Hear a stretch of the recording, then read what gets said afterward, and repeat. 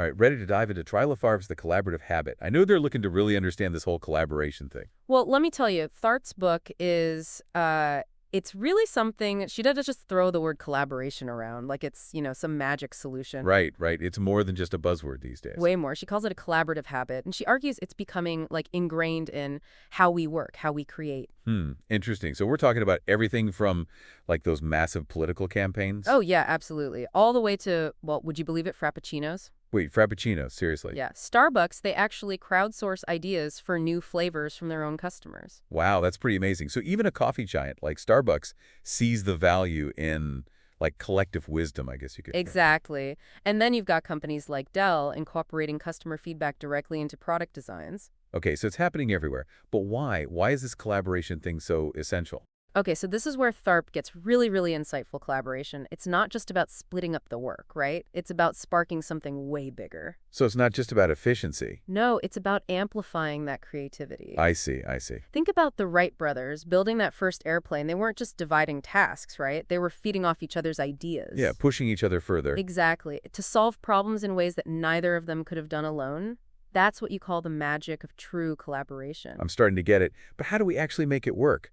And let's be real, not every collaboration is successful. You're absolutely right. And Tharp, she makes it very clear, choosing the right partners, that's crucial. She talks about her own experience working with Mikhail Baryshnikov. Oh, wow, the legendary ballet dancer. Yeah, but even working with someone as talented as him, success wasn't automatic. Really? I would have thought that was a guaranteed win. Nope, Tharp actually talks about how she didn't just jump at the chance to work with him. She observed him, studied his work ethic, and made sure their styles were actually compatible before she committed. Interesting. So it's almost like she was interviewing him for the role of collaborator, in a way. Exactly. And there's a lesson there for all of us, right? Don't just collaborate with anyone who comes along. You've got to look for partners who complement your strengths. People who challenge your assumptions, bring something new to the table. You got it. It's like building a dream team, but for a creative project. I love that analogy. Okay, so we're building our dream team, but then what? How do you actually make sure that all those different perspectives don't just lead to conflict? Right. So Tharp, she's got this amazing story about working with both Baryshnikov and Gregory Hines, the tap dancing virtuoso, on the film White Nights. Wow, talk about different styles, ballet and tap dancing. I know, right? But that's exactly her point. It's those differences, those unexpected clashes,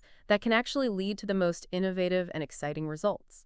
So the key is to actually find collaborators who bring something different, even if it's a little outside your comfort zone. Exactly. But hold on, it gets even more interesting. What happens when those collaborators are miles apart? Can you still get that same creative spark? Oh, that's a great question, especially in today's world with so much remote work happening. Well, Tharp was tackling this long before Zoom meetings were even a thing. She collaborated with Elvis Costello on a ballet called Note Spot while he was in England and she was here in the US. Whoa, long-distance choreography. Exactly. They use email, MP3s, even early video editing software to bridge that distance. Wow, it sounds like she was a pioneer of remote collaboration. She was, and her insights are so relevant to do, especially as more and more of us are working with teams spread out all over the place. Okay, so we've seen how choosing the right partners and embracing those different perspectives can lead to some incredible results. But what about the actual process of collaborating? It can't always be smooth sailing, right? Of course not. Even when you've got the most harmonious group, you're going to hit some bumps in the road. So how do you navigate those rough patches? How do you keep the whole thing from going off the rails? Well, Tharp's got this 5-stage process for overcoming setbacks that is surprisingly relatable. Okay, tell me more. First, you got to acknowledge that disappointment, right? It's okay to mourn the loss of that initial vision, to feel frustrated when things don't go as planned. So you're saying it's important to actually process those emotions instead of just trying to ignore them? Yes, bottling them up will only block the creative process. So once you've acknowledged it, then you can move on to stage 2, which is finding that spark of optimism, a new direction. Like reframing the situation, looking for the opportunity within the challenge. Precisely. And then it gets practical. Stage 3 is identifying the resources you need for this new path, new skills, new collaborators, maybe just a fresh perspective. Taking stock of what you have and what you need to move forward. Exactly. And then this is a big one, stage 4, self-assessment. Are you really up for this challenge? Do you have the stamina, the resilience to see it through? Wow, that's a tough question to ask yourself. It is, but it's important to be honest with yourself and your collaborators about what you can bring to the table. I see your point. Okay, so what's stage 5? Stage 5 is all about confronting your motives, making sure that enthusiasm is genuine. Are you doing this for the right reasons? Are you truly passionate about it? So it's about checking your ego at the door and making sure your heart is really in it. Exactly. This whole 5-stage process is a great reminder that setbacks, they're going to happen, but they don't have to derail the whole project. It's about having the tools and the mindset to move through those challenges and come out stronger on the other side. And that's what makes collaboration so powerful. It's not just about achieving a goal, it's about the journey, the growth, that shared experience. This has been so insightful. I'm already thinking about how I can apply this to my own work. And we've only just scratched the surface. Tharp has a lot more to say about working with institutions, the complexities of collaborating with friends, all sorts of things. Well, I can't wait to hear more. Let's keep this conversation going. So we're really digging into Tharp's ideas about making collaboration work, especially in creative fields, like how picking the right partners and really embracing those differences. It's not exactly a piece of cake, is it? And that's just the start. Tharp takes it even further than just one-on-one or, small team stuff. She goes big picture, talking about collaborating with, like, a whole community. Now that's intriguing, but also a bit confusing. What exactly does she mean by that? Like community theater, local art groups? Think bigger. It's about how we often see the audience as just passive, right? They just sit there and watch. Here's my art, hope you like it, kind of thing. Exactly. But Tharp, she wants a more engaged approach where the community actually participates in the creative process. Okay, so how does that actually work in real life? Does she give examples? She does. She talks about her work with Pacific Northwest Ballet in Seattle. She went beyond just choreographing a couple of new ballets, really took the time to connect with the community through lectures, workshops, all sorts of things. So she was breaking down those walls between artist and audience, I guess you could say. Exactly. She understood that in our world today, where there's so much information and entertainment, connecting with your audience like that is more crucial than ever. It reminds me of how some bands get their fans involved in, like, making music videos or even choosing songs for their set lists at concerts. That's a great example. Tharp, she even shared her thought process behind the ballets, like where she got her inspiration, how she chose the music, even the challenges she faced pulling it all together. So it's like giving the audience a sneak peek backstage, right? Letting them into the creative process itself. Exactly. And even her choreography reflected this idea. She incorporated minimalism, inspired by composers like Terry Riley and Steve Reich.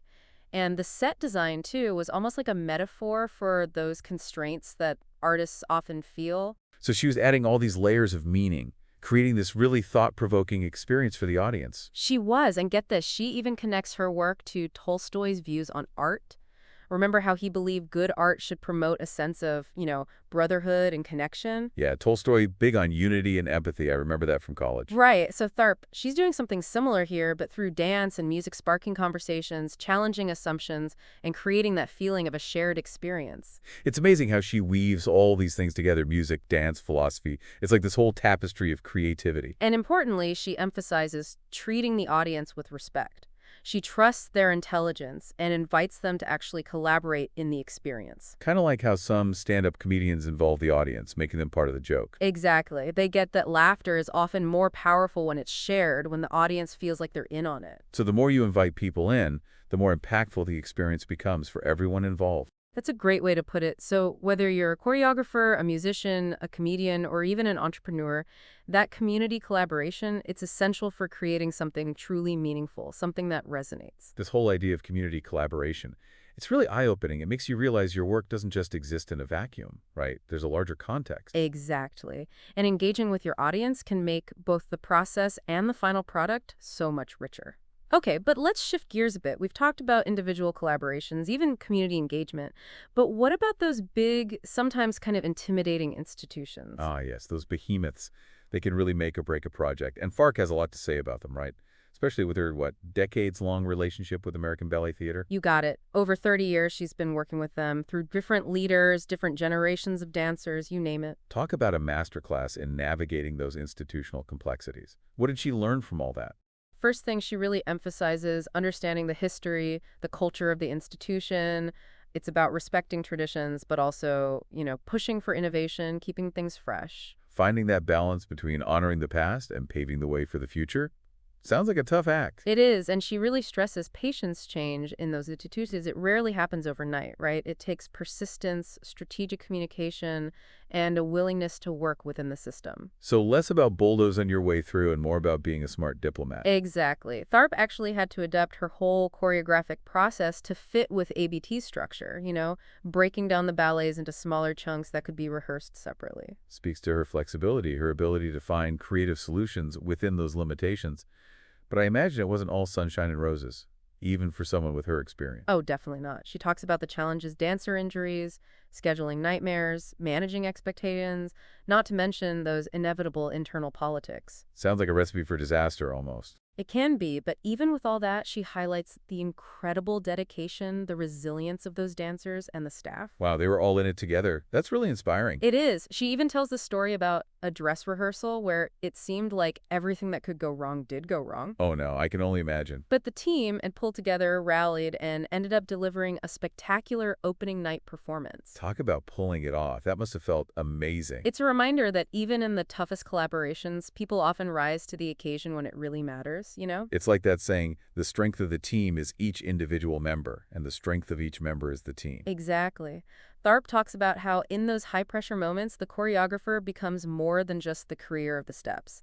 They're a support system, a confidant, a cheerleader for the whole team. It's a leadership role that goes way beyond just the artistic vision. It does. It's about recognizing that collaboration. It's about more than just the work itself. It's about building those relationships, fostering trust, and celebrating those victories together. So her experience with American Ballet Theater is a powerful example of, well, both the challenges and the rewards of working with these big institutions. Absolutely. It shows her perseverance, her willingness to adapt, and her belief in the power of human connection to achieve something really extraordinary. Such an inspiring story. But what happens when collaborations come to an end? Whether it's planned or unexpected? Tharp talks about that too, right? She does, and it's one of the most, I don't know, kind of poignant parts of the book, especially when she talks about her collaboration with Jerome Robbins. Oh, wow. Jerome Robbins, the West Side Story choreographer. The one and only. He and Tharp, they were close friends, but even their creative visions, they clashed sometimes. So even the best of friends can butt heads when they're working together. It happens. Tharp talks about how important it is to communicate honestly in those moments, being able to disagree respectfully without, ruining the collaboration. Sounds like walking a tightrope, honestly. It can be, but it's crucial. Tharp tells how, even with their challenges, she and Robbins created a ballet that celebrated both their unique styles and their friendship. What a beautiful outcome. What was the ballet called? Brahms' Handel, and sadly, their partnership was cut short by Robbins' passing.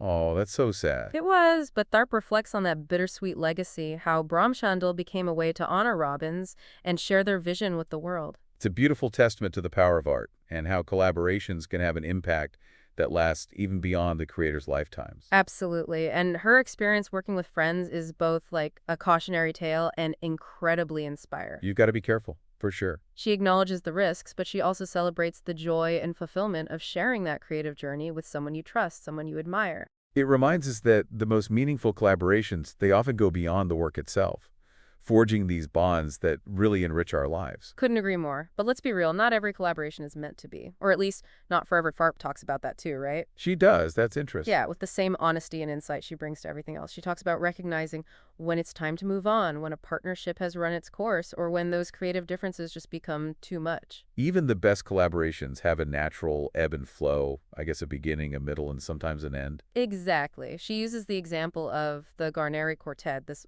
world-famous string ensemble. After 45 years of making music together, they decided to disband. 45 years. That's incredible. Why would they stop after all that time? They recognized that they had achieved everything they could together. They chose to end on a high note, with mutual respect and a shared sense of accomplishment. Wow, that's a graceful way to go out. It really was. It's a reminder that even the longest-lasting partnerships, they eventually reach a natural conclusion. And letting go gracefully can be just as important as holding on. It's like leaving a party while you're still having a good time, as they say. Exactly. And that takes maturity and a deep understanding of how collaboration really works. We've covered so much today: individual partnerships, community engagement, those complex institutions. Tharp's book has really packed with wisdom about the art and science of collaboration. It is. She covers it all the practical stuff, like picking partners and navigating those institutional roadblocks, to the emotional stuff, like working with friends and knowing when to call it quits. It's more than just a guidebook. It's like a philosophy, a way of approaching life and work that embraces connection, shared creativity, and the power of human interaction. She reminds us that collaboration isn't just about ticking boxes on a list. It's about growing, innovating, and creating something meaningful, something bigger than ourselves. And we still got more to unpack. Tharp goes even deeper into specific strategies for making those partnerships work, overcoming those challenges, and building that mindset that embraces cooperation. This is exciting. I'm ready for more. Let's take a quick break and then dive into the final part of our exploration. So we're back, and we've been unpacking this idea of the collaborative habit with Twyla Tharp, uncovering all these different ways teamwork fuels success. And it's not always easy, right? Like we've learned, it takes real effort, that ability to adapt, and being ready to tackle those challenges head on. And Tharp, she doesn't sugarcoat it. She gives us those raw, real-life experiences, but she also gives us these incredible tools for getting past those creative blocks. Her five-stage process for dealing with setbacks, that's a game changer. I love how she emphasizes that setbacks aren't failures, you know? It's like she's reframing the whole experience. Those oh no moments, they become opportunities to grow, to build resilience. Exactly, and she goes even further. She talks about how important self-awareness is.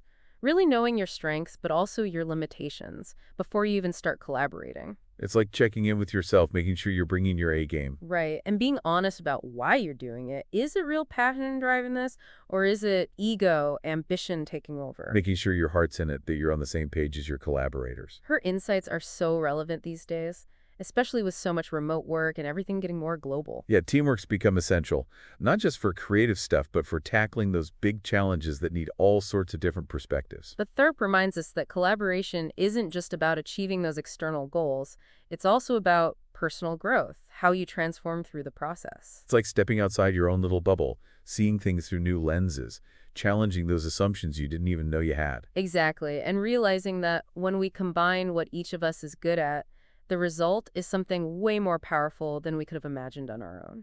Like that old saying, two heads are better than one, but taken to a whole new level. Tharp's book has given us so much to think about, from how to pick the right partners to navigating those tricky institutions. And those reflections on working with friends, the good and the bad. So insightful. It reminds us that at its core, collaboration is about connection. It's about the power of shared experiences, how they can really transform us. So as we wrap up our deep dive into the collaborative habit, we want to leave you with something to ponder. Think back on your own life, your work. What's one collaboration that stands out? Maybe it was a huge success, or maybe you learned a valuable lesson from it. What made it tick? Were there any obstacles you had to overcome? Take some time to reflect on those experiences, both the good and the bad, because they hold so many valuable insights. As Twyla Tharp reminds us so beautifully, collaboration isn't just a skill you learn. It's a habit, a way of being that could really enrich our lives and shape the world around us. So until next time, keep exploring, keep diving deep, and keep collaborating. And remember, the most incredible journeys are often the ones we share with others. A 67 half.